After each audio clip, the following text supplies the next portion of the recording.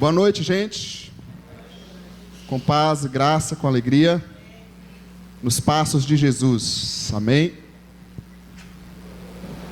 O sol está meio dividido hoje, um pouquinho lá, um pouquinho aqui. Joia.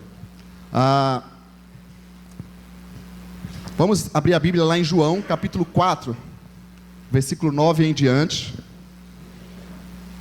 João 4, versículo 9 em diante. Quem está conosco aqui pela primeira vez, seja bem-vindo.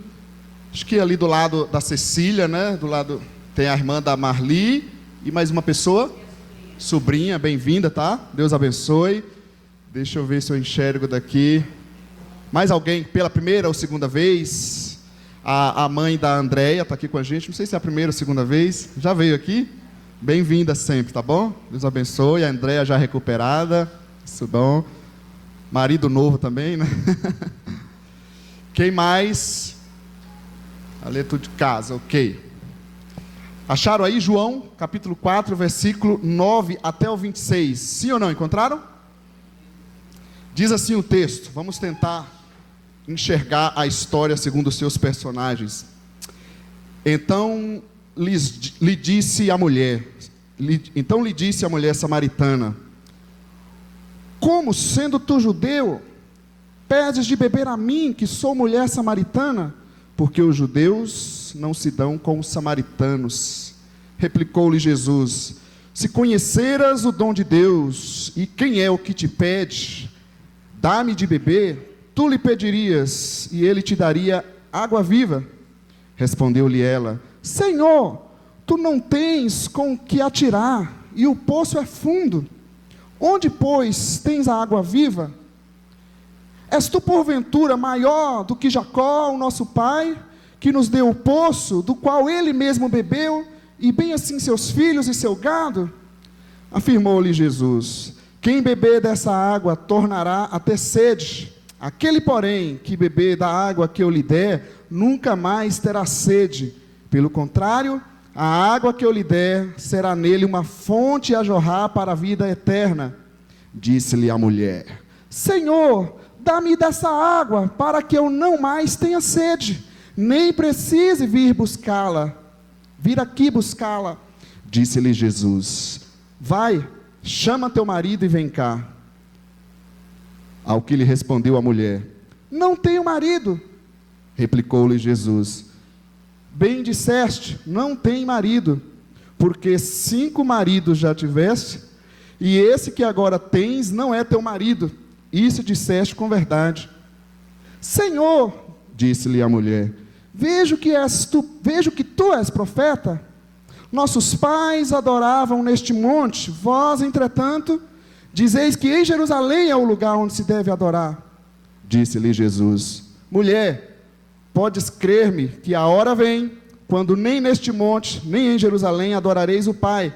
Vós adorais o que não conheceis, nós adoramos o que conhecemos, porque a salvação vem dos judeus. Mas vem a hora, e já chegou, em que os verdadeiros adoradores adorarão o Pai em espírito e em verdade, porque são estes que o Pai procura para seus adoradores. Deus é espírito, e importa que os seus adoradores o adorem em espírito e em verdade. Eu sei, respondeu a mulher, que há de vir o Messias, chamado Cristo. Quando ele vier, nos anunciará todas as coisas. Disse-lhe Jesus: eu sou, eu que falo contigo. Amém?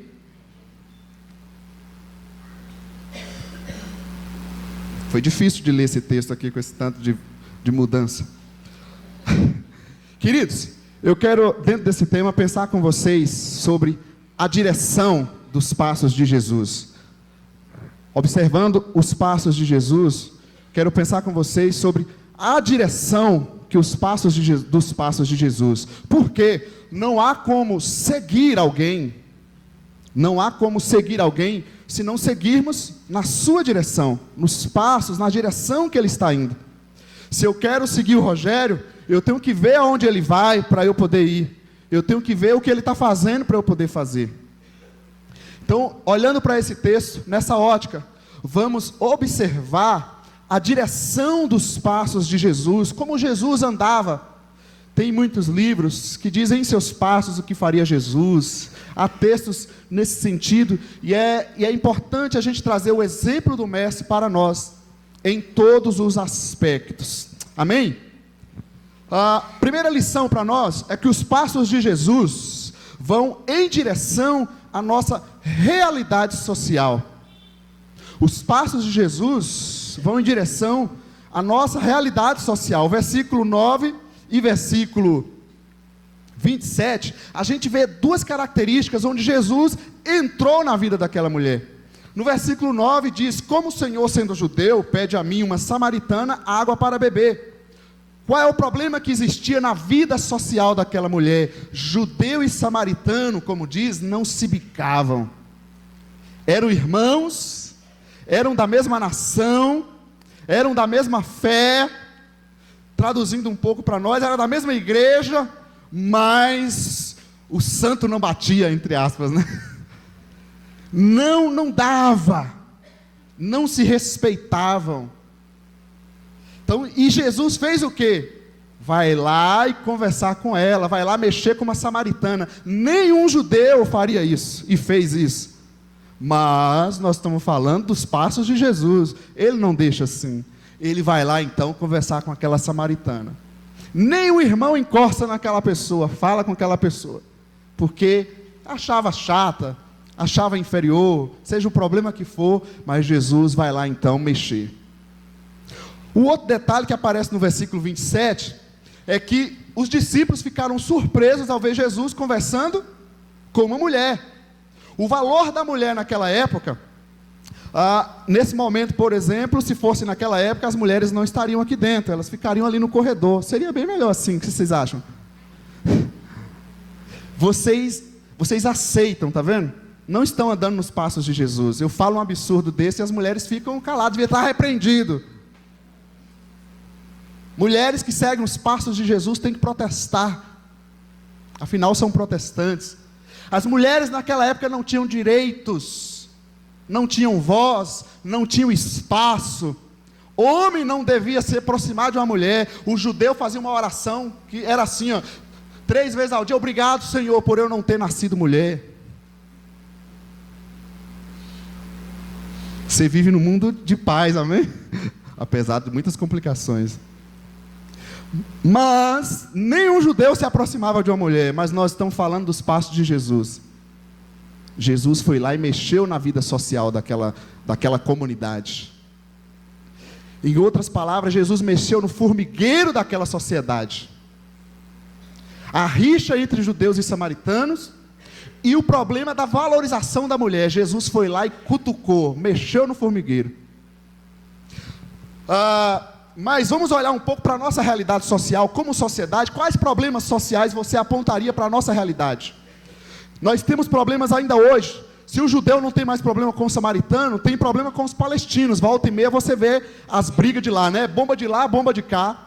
Uns defendem palestinos, outros defendem judeus. Tem cristão idólatra, acha que Israel é a nação santa e fica lá idolatrando Israel. Problemas entre judeus e palestinos, problemas entre negros e brancos, temos na nossa sociedade ainda hoje? Absurdo, né? Mas temos. Tem até igreja específica para o negro, tem igreja específica para o branco. São problemas da nossa sociedade. Como pode um cristão, um seguidor de Jesus fazer isso? Mas existe. Problemas da nossa realidade social. Entre homem e mulher, ainda temos problemas ou não temos? Tem mulheres que trabalham na mesma função do homem e recebem salário diferente. São problemas ainda atuais na nossa sociedade. Mas não somente no trabalho. Problemas da violência contra a mulher, porque o homem se acha machão, muito forte, e ele vai lá e... Tem umas mulheres também, que são mais valentes. Nem de um lado e nem do outro, tá bom? Se a sociedade vive de um lado um feminismo, viveu de um lado um machismo, nós vivemos também um feminismo. São problemas da nossa sociedade, da nossa realidade social. E aí a pessoa vem para Jesus, quer seguir Jesus, mas ela traz na sua história esse arsenal histórico. E isso precisa ser tirado da nossa história, porque em Jesus nós vivemos uma nova história. Problemas entre homem e mulher. Tem igrejas, inclusive, que a mulher não sobe neste lugar, porque aqui é o altar santo, sabia? Problemas entre héteros e homos. Hétero e homo. Temos problema na nossa sociedade atual? Quem é que está certo, quem é que está errado, quem é melhor do que quem? Nós não estamos falando se nós entendemos que é pecado ou não. Mas eu estou dizendo em termos de respeito ao próximo, ao cidadão. Como pode um cristão odiar um ser humano? Ter raiva de um ser humano, desrespeitar um ser humano, porque ele está fazendo uma opção que nós entendemos pela nossa fé, que é um pecado. Por que eu não odeio o cara que adultera? Não deveria também, mas eu estou generalizando. O cara que rouba, que mente. Mas quando você vê um homossexual, como é que a gente trata? Os crentes da nossa época, quem sabe não estão ligando, mas Jesus se importa com essa pessoa. E nós estamos falando dos passos de Jesus. Problemas da sociedade entre ricos e pobres. Temos ainda problema ou não temos? O cara é rico, ele se acha. E tem uns que são ricos dentro da igreja que acham que é o melhor, que ele tem voz dentro da igreja porque ele tem dinheiro. Dentro da igreja é só pessoas da fé ou pessoas da incredulidade, não tem diferença. Domingo passado ainda foi falado da viúva pobre, não é isso? E é engraçado que quem sabe que tem menos, que quem sabe é mais pobre financeiramente, é mais fiel do que muitos ricos. Problemas entre ricos e pobres, problemas entre o norte e o sul, norte e nordeste, sul e sudeste. Aqui em São Paulo tem um negócio do capeta que o pessoal faz, no sul, deve ser repreendido, porque é algo maligno, demoníaco, que é uma tal de uma piada que assim, está fazendo baianada, não é verdade? Dá vontade de pegar a língua desse cidadão, repreender o demônio. Brincadeiras à parte, mas nós trazemos sim na nossa cultura brasileira um preconceito ao norte e nordeste, ou não trazemos, não é porque eu sou nordestino. Eu já ouvi de boca de cristão dizer assim que o nordeste é pobre porque é idólatra. Eles não sabem que o Rio Grande do Sul tem o maior índice de candomblé, por exemplo. Então você concorda com o candomblé que eles praticam. Mas o que é isso? Visão social. A realidade social não foi transformada, ainda tem uma mentalidade mundana, capitalista, de desrespeito. A vida social, os problemas sociais são tocados por Jesus. A gente pode até querer deixar para lá, mas Jesus não deixa. Problemas entre chefe e funcionário, temos problema com isso? O cara é um anjo na igreja, é um santo, mas como chefe naquela empresa parece um demônio. Ou funcionário. Aí você vai naquela empresa, o que você faz? Religiosamente eu poderia dizer, meu irmão, Deus abençoe, está falando língua estranha, aí dá um pulo em santo, aleluia, sapateia. Agora Jesus, ele vai chegar e falar assim, como é que você está na tua empresa? São problemas sociais. Jesus está interessado em saber como eu lido na minha vida profissional também. Amém? São problemas da nossa sociedade. Quais características a gente poderia resumir? Há corrupção na nossa sociedade, sim ou não? Os corruptos que governam, né? Quanto mais corrupto, melhor. A injustiça são problemas da nossa sociedade. Intolerância, o povo quer que a gente tolera, mas são intolerantes. Preconceitos são características da nossa sociedade. Trazendo para a nossa realidade, há passos de Jesus, há pegadas de Jesus na minha e na sua realidade social. Não adianta a gente falar da sociedade e não trazer para a nossa vida. A nossa realidade social, Jesus tem chegado nela. Eu como homem, como mulher, sou um homem e uma mulher, tocado, alcançado por Jesus, assim como Jesus chegou naquela mulher samaritana, mexeu no valor dela como mulher, mexeu na rixa dela com os judeus. Jesus tem chegado na minha vida como homem, como mulher, e tem mudado o meu jeito de tratar a mulher, mudado a mulher o seu jeito de tratar e respeitar o homem, mudar o meu jeito de ver o próximo, os seus defeitos, os seus erros, sem preconceito, sem julgamentos, sem desrespeitos. Que tipo de homem, que tipo de mulher eu sou?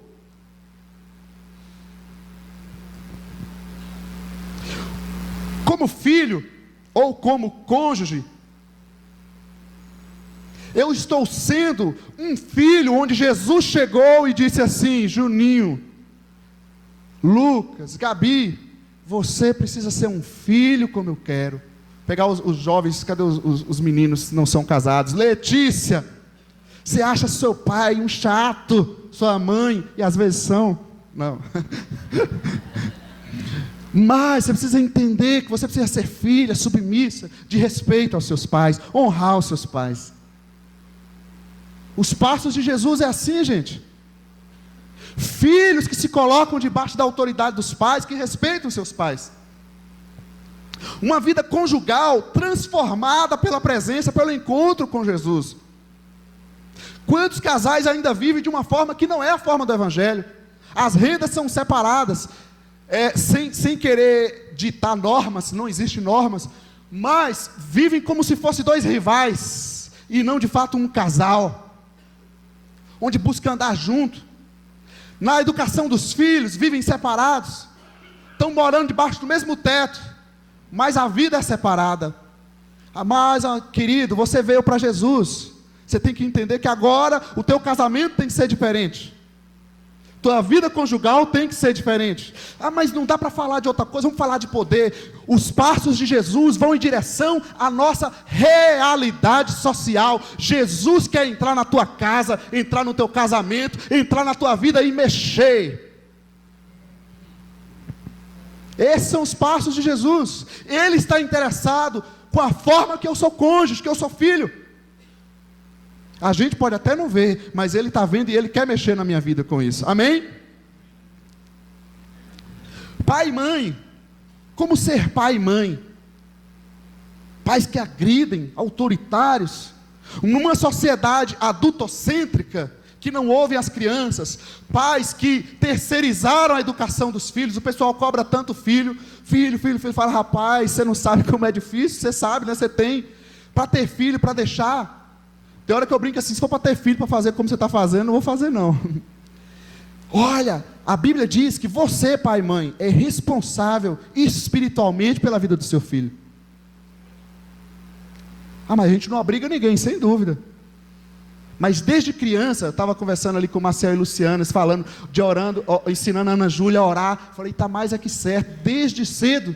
Esse é o exemplo que ela precisa. Precisam ser pais e mães que educam, que criam seus filhos, que não disputam a autoridade. Um fala sim, o outro fala não. Está chato hoje, gente? Vai reclamar dos passos de Jesus, porque Jesus vai em direção à nossa vida, aos nossos passos. Ser um profissional, um cidadão, um ser humano, conforme os passos de Jesus. É interessante que o camarada, ou a camarada, é espiritual para falar língua estranha e jorrar todo o poder, mas na hora de tratar com o próximo, são palavras agressivas e de desrespeito. Como é que pode ser ser humano, ser crente sem ser humano? Eu costumo pensar que ser crente, antes de qualquer coisa religiosa, é ser um ser humano. O que é ser crente? A pessoa pergunta para você, eu falo, é ser humano. Como assim ser humano? Ser humano conforme foi criado, com respeito, com amor, com mansidão. Porque se eu sou religioso, eu não estou nos passos de Jesus. Ser um cidadão é difícil, né? Eu tenho uma luta terrível, porque a igreja me faz pecar, vocês me fazem pecar, que eu tenho que andar correndo. Esse dia eu fui visitar uma pessoa lá em Hortolândia, hein? Levei uma multa, foi culpa dela. Não foi culpa minha que ando correndo, passo da velocidade. Ser cidadão, mas que coisa chata, não é isso? Mas Jesus está interessado em mudar o meu jeito de viver. Não adianta, é pecado, eu preciso mudar, eu preciso agir da forma que da forma que Jesus faria. Amém? Ser um profissional, cidadão, mas também ser um cristão, um membro da igreja, como Jesus seria. Pensa comigo, se Jesus estivesse aqui nesse banco, ou aqui nesse palanque, como é que Jesus seria?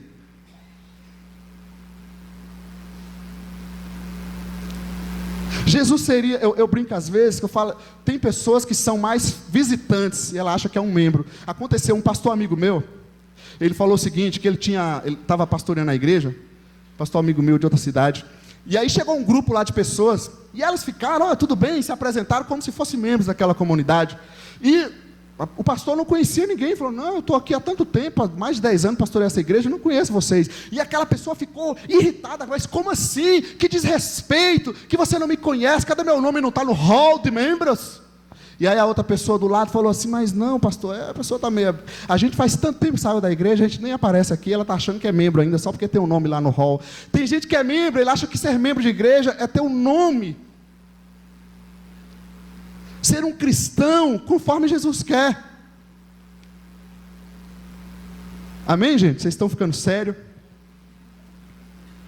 Eu sou um membro, um visitante ou um frequentador? Um visitante é aquele que vai de vez em nunca, né? Está visitando, tem algumas pessoas visitando. Um frequentador é aquela pessoa que frequenta mais regularmente. E um membro é aquela pessoa que assume os compromissos com esse corpo local. Nós queremos a honra, as bênçãos de Deus, mas não queremos o compromisso. Tem um texto em Timóteo que diz que aquele que não morre comigo, não reinará comigo. Tem gente que não paga o preço como membro dessa igreja, mas quer reinar como, Senhor, eu era lá da Filadélfia. Eu posso não falar nada, mas Jesus, vamos ver o que vai falar. Ser um cristão, um membro conforme o Senhor quer. A nossa vida pública e a nossa vida privada, não a privada lá da casa, a nossa vida particular, Jesus está interessado em mexer. Às vezes publicamente a gente consegue transparecer melhor, não é isso? A gente se lida melhor. Mas Jesus também quer entrar lá no meu banheiro, lá no meu quarto, onde ninguém me vê. Quando eu estou escondido, lá naqueles pensamentos que passam na minha cabeça, às vezes pensamentos que não tem nada a ver com o Senhor, às vezes eu digo, Senhor, me perdoa por esses pensamentos, porque não fazem parte da Tua presença. Amém, gente? Não dá para ser um cristão e ter características, ser um briguento, desrespeitoso, caluniador, etc. Ter grupo que eu não me relaciono, ou ter um grupo que eu não valorizo. Os passos de Jesus vão em direção à nossa vida social, à nossa realidade social, tanto como sociedade, mas também o meu particular, o meu dia a dia, onde eu ando, onde eu faço, onde eu estou, o que eu falo. Jesus precisa penetrar, e Ele vai penetrar na nossa realidade. Você pode sair daqui bravo comigo, e eu não estou muito ligando com isso. Amém? Mas os passos de Jesus, em segundo lugar, vão em direção às nossas necessidades. Versículo 15 diz assim, a mulher lhe disse, Senhor, dê-me dessa água. Primeira coisa que Jesus faz em relação às necessidades, é que Ele nos faz perceber a necessidade que temos. Muitas vezes a gente acha que não tem necessidade. Eu não tenho necessidade de orar, não tenho necessidade de ler a Bíblia, não tenho necessidade de estar no culto, não tenho necessidade de evangelizar, não tenho necessidade de buscar a Deus. Aí vem Jesus, Ele se aproxima de nós e nos desperta, coloca fome, coloca sede, nos abrindo os olhos. Os passos de Jesus é interessante, que Ele chega naquela mulher, cavando nela, criando nela uma necessidade. É aquele negócio do sal. Quando você vai num restaurante gostoso, eles não vêm logo com o prato principal, eles servem uma entrada bem picante, bem salgada, para você ficar com bastante sede e fome, para você comer mais. Jesus faz exatamente isso. Ele chega naquela mulher que achava que estava tudo bem, uma maravilha, mas na verdade havia um grande vazio de Deus na vida dela, e Jesus cavou isso, e aí ela fala, então Senhor, me dê dessa água aí para beber, eu quero. Isso é interessante, tanto para nós, quanto para as pessoas que nós lidamos, gente. Muitas vezes, nós passamos desapercebidos com as necessidades que estamos tendo. Eu percebo muitas vezes no meu dia a dia, na minha vida, aqueles momentos que eu estou ficando impaciente, ou ficando meio sem esperança, e uma das coisas que eu tenho aprendido, para a minha experiência pessoal, isso a gente conversa muito na célula, o que eu noto nesses momentos, que é Deus sussurrando aqui, falar, filho, você acha que você pode viver sem minha presença? Fazendo, como disse o pastor eu semana passada, essas orações de ladainha aí. É assim que você quer viver? Não vai conseguir. Jesus cria em nós necessidades. Ele deixa aqueles probleminhas aparecer, para a gente reconhecer que a gente é impotente, que a gente não pode fazer as coisas sem Ele. Ele chama a nossa atenção. Tem um autor que chama C.S. Lewis, que ele fala que o sofrimento é o megafone de Deus. Não é que Deus causa as coisas, é que Deus usa as coisas para nos atrair à sua presença. Porque, gente, nós, eu, você, não podemos viver sem o Pai. A gente até se esquece disso, mas Deus não se esquece. Ele sabe que uma criança saindo pela rua sozinho, se o Marcelo e a Luciana deixasse a Ana Júlia solta na rua, isso seria prejudicial, perigoso para ela, seria fatal para ela. E assim Deus também sabe das nossas vidas, e Ele vai cavando necessidades no nosso coração. Não esfria teu coração, abre os teus olhos, volta para mim, amém? Ele cria necessidade. Em segundo lugar, no versículo 16, diz assim: vá, chame o seu marido e volte. O que Jesus faz? Ele atende à necessidade daquela mulher, mas confrontando, ou tocando na ferida dela. Veja bem, Jesus não está desprezando, criticando, desrespeitando aquela mulher. Mas Ele, como conhecia todas as coisas, Ele diz assim, Ele sabia que ela vivia uma vida completamente desregrada, sentimental, e diz: vai lá chamar seu marido. E aquela mulher pensou assim: mas eu não tenho marido, eu já passei na mão de tantos, e continuo vivendo essa vida. Em outras palavras, Jesus faria assim: vai lá e traga aquelas notas que você tem burlado, vai lá e traga aquele documento, vai lá e pega a habilitação do seu carro que você dirige. Aí ele vai olhar: mas Senhor, eu não tenho habilitação. Vai lá e... estão entendendo? E por que Jesus faz isso? Porque um verdadeiro tratamento da necessidade é quando eu toco na ferida. Como é que um médico trata uma ferida? Põe a gente lá naquela maca, abre, toca, rasga, às vezes dá anestesia geral, não é assim? Para sarar algo, precisa tocar, precisa mexer.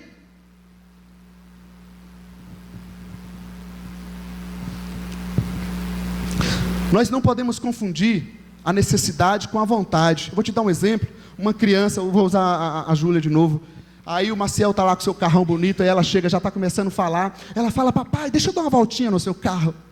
Claro que ele ama a sua filha. Você acha que ele vai dar o carro para ela dirigir? Mesmo que ela tivesse uns 12 anos, no bom senso, ele faria isso, sim ou não? Isso é desejo ou necessidade? Então a gente precisa trazer isso para a nossa vida, identificar coisas que são a nossa vontade. Jesus, mesmo quando esteve na terra, ele disse: Pai, se for possível, afasta de mim, mas faça a tua vontade. Eu sei que não é fácil, mas se eu e você não trouxer as nossas necessidades, não deixar Jesus nos colocar no canto e falar: ou você entende que eu sou teu Deus, ou você vai continuar sofrendo, fazendo do seu sofrimento muito maior. A gente vai viver uma vida, gente, chata, a gente vai viver uma vida complicada a cada dia, porque problemas eu e você já temos muito nessa vida, não é verdade? E Jesus quer nos ensinar a não transformar os nossos problemas em coisas muito maiores. E de que forma que nós fazemos isso? Deixando Ele tocar. Mas a gente quer que Ele faça o nosso desejo, do nosso jeito, do nosso tempo, da nossa forma. Tem hora até, aqui é meu achômetro agora, para a minha experiência, eu acho até que Deus deixa algumas coisas mais prolongadas na nossa vida, porque a gente precisa aprender ainda naquela área. Exemplo disso, o povo de Israel ficou quantos anos no deserto? 40. Quanto tempo era necessário para ele chegar lá na terra prometida? 2 meses. 2 meses. Acho que é isso. 30, 60. Ficaram 40 anos no deserto. E em 40 dias eles conseguiriam chegar no deserto. Isso significa o quê? que Deus não vai tirar as coisas da nossa vida que nós precisamos aprender com elas. Então eu tenho que ser de Cristo verdadeiramente, me prostrar na presença dEle e dizer: Senhor, eu me rendo a Ti, eu coloco diante de Ti a minha vida profissional, porque está complicada. A gente não deve ir para lá com aquela listinha: Senhor, faz isso, faz assim, o senhor precisa levantar 6 horas, Senhor, para o Senhor já pegar o meu chefe e já calar a boquinha dele, fazer, viu, Senhor, o Senhor faz dessa forma, por favor. Não é assim que as coisas vão funcionar. É a gente deixar: Senhor, eu apresento diante de Ti as minhas feridas, as minhas necessidades, o meu casamento, a minha saúde, minha vida espiritual. Senhor, eu não estou conseguindo, tem misericórdia de mim. Assim devem ser as nossas atitudes. E eu creio sim, que quando nós nos rendemos ao seu poder, à sua direção, nos rendemos em suas mãos, Ele vem e toca, Ele vem e faz aquilo que está nos seus planos soberanos. Amém? Me lembro de um episódio na minha vida, onde um irmão querido disse assim: olha, Deus não atende, não faz aquilo que a gente quer, Ele faz aquilo que a gente necessita. Aquela palavra entrou como uma espada na minha alma, porque eu queria que fosse feito aquilo que eu queria naquele momento. E a coisa foi prolongando. Eu me lembro de um dia, gente, onde eu estava no meu banheiro, entrei naquele lugar quebrantado na presença de Deus, e ali a minha oração foi muito simples, uma oração de rendição, em todas aquelas áreas que eu estava enfrentando. Eu dizia: Senhor, eu me rendo a Ti, independente disso. E aí eu fui citando coisa por coisa. Independente disso, eis-me aqui, eu quero ser todo Teu, eu não quero isso para a minha vida. É interessante como essa cena não sai da minha mente. Pode passar o tempo, passar as coisas, é uma experiência, né, que quando a gente passa na pele, quando a gente vive a presença de Deus, essas fases, isso marca a gente, mexe na vida da gente, nos amadurece. Onde eu for, eu vou lembrar desse dia com as costas na parede, ali dentro daquele banheiro, onde o coração já não conseguia mais segurar aquele quebrantamento que o Espírito estava produzindo. Amém? Os passos de Jesus vão em direção às nossas necessidades, nos mostrando a necessidade que temos, tratando a necessidade com confronto, tocando nela, mas também nos tratando conforme a verdadeira necessidade que temos. Aí o versículo 18 diz assim: o fato é que você já teve 5 maridos, e o homem com quem agora vive não é seu marido. Olha a necessidade daquela mulher, uma vida sentimental arrasada, uma vida emocional, sentimental estragada. Falei hoje de manhã no satélite, desde o namoro, a gente já erra nessa área. A turma não está na hora de namorar, viu, adolescentes? Vou fazer o papel do pai chato aqui agora. Não tem idade, não trabalha, não tem dinheiro nem para comprar um sorvete para a menina, e quer namorar, meu. Não está na hora. Então, começa a dar o coração para todo mundo. Tem um teatrinho que eu acho muito legal. Vê uma pessoa: ai, olha que menina linda, olha que coisa fofa de Jesus. Aí pronto, é minha vida, já dou o coração. Aí vê outra: olha que coisa fofa, que coisa linda. E assim vai. A hora que chega o momento certo de Deus, a pessoa de Deus, o coração passou em várias mãos. Relacionamento, gente, talvez é uma das coisas mais sérias que nós temos na nossa vida, é o relacionamento. Para você tomar uma decisão de casar com uma pessoa, tem que ter muita seriedade, muita convicção, porque depois não vem para cá dizendo que não quer mais. É sério. Então, a gente não vive legalismo, mas se eu pudesse dar um conselho para você, menina, menino, não faça isso não namora. Quando eu cheguei na igreja, e olha que eu sou feio para dedéu, as meninas solteiras encalhadas, só, Deus está mandando mais uma aí, e já vieram lá, Graças a Deus, aleluia. Eu falei, não, Ele me guardou desse mal. Eu esperei o momento certo e Deus tinha uma pessoa certa para mim.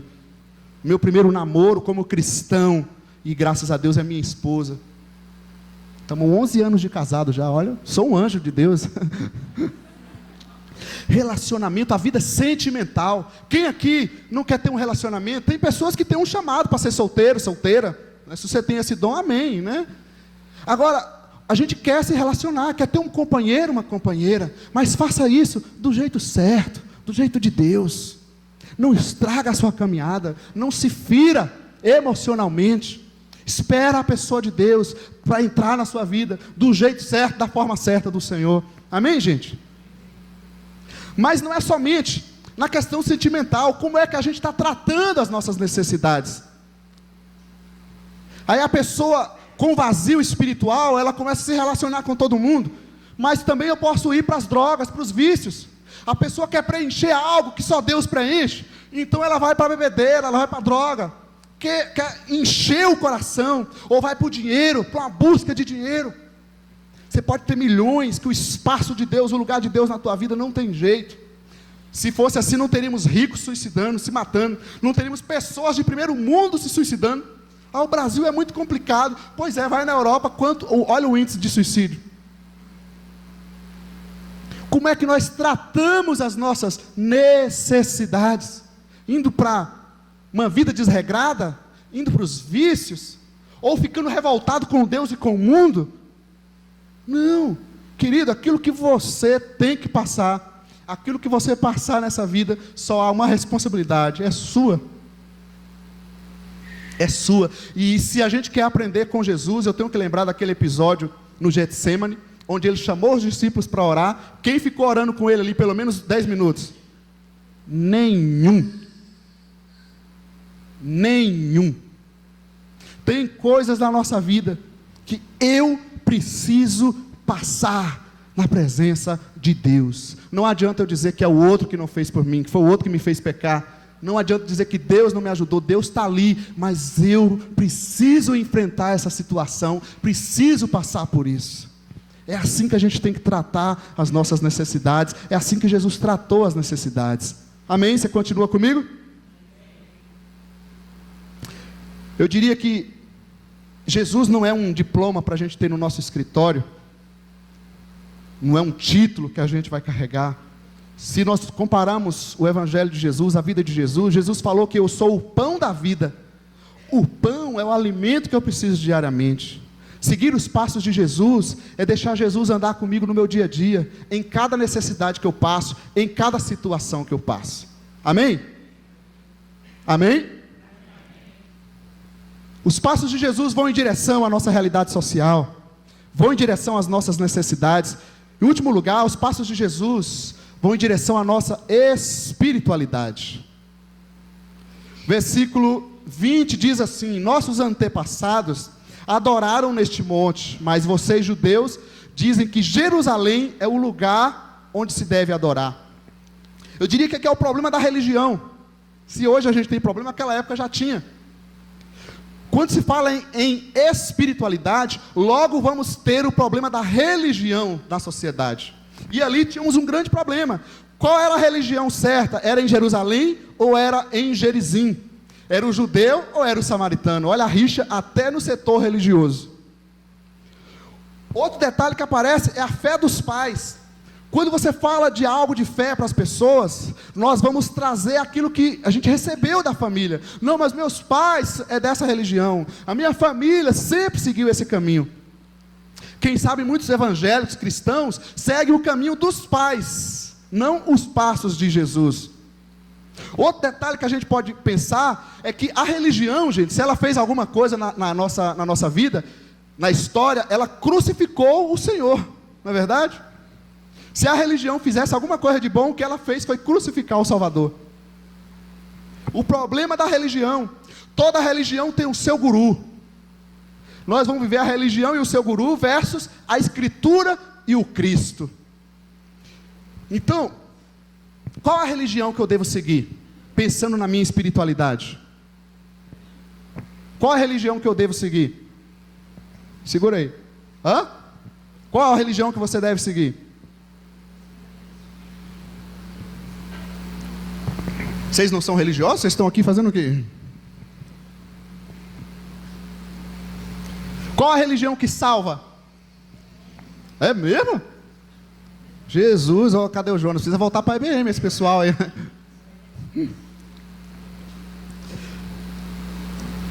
Deixa eu falar para você, por que eu não sou evangélico? O pastor Wilson falou bastante semana passada. Lembro das 95 teses? A história protestante foi marcada, né, pelas 95 teses de Lutero, onde ele disse, isso tudo está errado dentro da comunidade, dentro da igreja, dentro do cristianismo. Por que eu não decidi, por que eu não sou evangélico? Por que eu não ando em algumas igrejas, vamos dizer assim? Porque eu não concordo, eu não vejo o que está na Bíblia o que eles fazem. A Bíblia não diz para fazer corredor de sal, para fazer rosa ungida. A Bíblia não diz para dar sacrifício para receber bênção. A Bíblia não diz que a pessoa revelou e eu tenho que fazer aquilo, que eu tenho que aceitar o que teoricamente Deus está revelando para ela.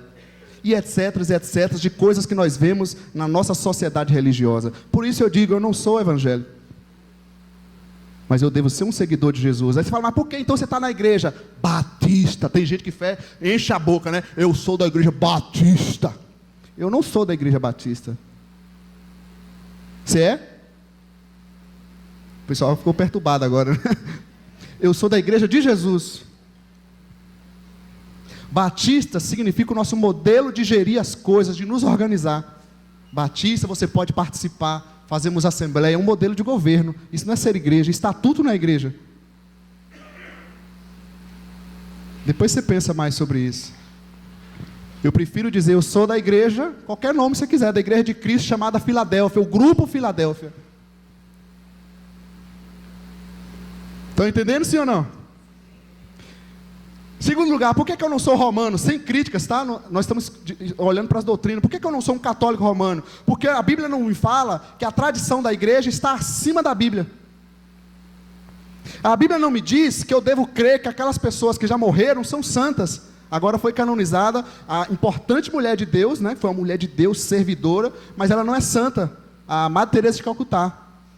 Eu não creio nisso, a Bíblia não fala dessa forma. Eu não acredito que rezas prontas, orações prontas, é uma oração verdadeira. Eu não acredito no poder do Papa.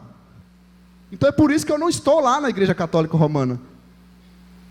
Por que eu não estou na Igreja Espírita, no Centro Espírita? Porque eu não acho que eu tenho que pagar nessa vida. A Bíblia não diz isso.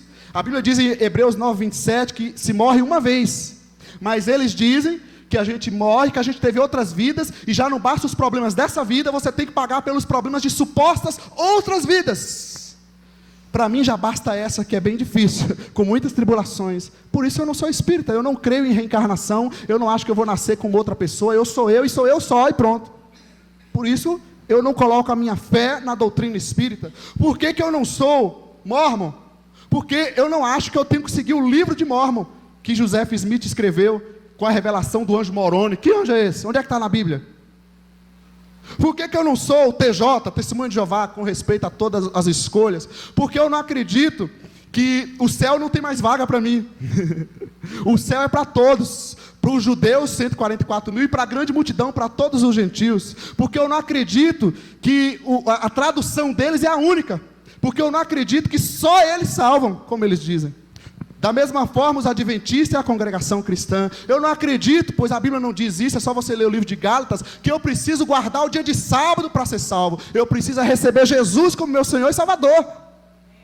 E é por isso que eu estou buscando andar com um grupo de discípulos que acredita na Bíblia. Você acredita, amém?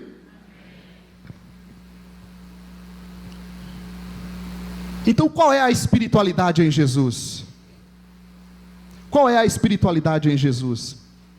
Versículo 49 diz que muitos samaritanos daquela cidade creram nele, por causa do seguinte testemunho dado pelaquela mulher. Os passos de Jesus vêm em direção à nossa espiritualidade, uma vida que tem um verdadeiro encontro com Cristo, gente, que eu vou ser cheio de Cristo. A gente não precisa falar, vamos evangelizar, a gente não precisa dizer, dê um testemunho de fé. Não, você é a carta viva de Deus. Seus passos são os passos de Jesus. A palavra cristão significa o quê? Jesus não nos chamou de evangélico, de religioso, disso, daquilo. Está dizendo, você é cristão, um seguidor de Cristo. Aonde você vai, Soraya? Você está dizendo, está aqui uma seguidora de Cristo. A gente pode até tentar esconder isso, mas não tem jeito. Uma vida que teve um encontro com a presença de Deus, essa espiritualidade é marcante. Onde a gente está, as pessoas veem Jesus em nós. Mas temos falhas? Temos. Mas a presença de Deus, o encontro com o Senhor é tão forte, que a nossa vida passa a testemunhar de Jesus. Pessoas vão crer em Jesus por causa de nós e através de nós. E aí eu pergunto para você, a minha vida em Cristo tem apresentado esse contágio?